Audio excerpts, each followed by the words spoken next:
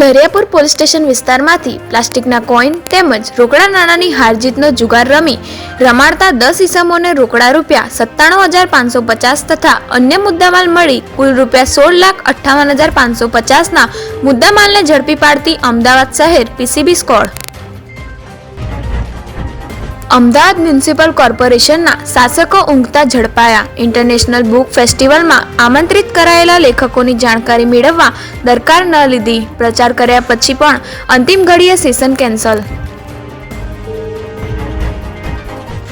રાજ્યમાં આવતીકાલથી ઠંડી લોકોને ધ્રુજાવશે. મોટાભાગના જિલ્લામાં તાપમાનનો પારો 2 થી 4 ડિગ્રી ઘટવાની આગાહી. 13.2 ડિગ્રી સાથે નલિયા સૌથી ઠંડુ શહેર રહ્યું. બદલીનો સિલસિલો યથાવત. પોલીસ કમિશનર દ્વારા વડોદરા શહેર ક્રાઇમ બ્રાન્ચના 10 જવાનોની તાત્કાલિક અસરથી બદલી, 7ની વહીવટી કારણોસર બદલી કરાઈ.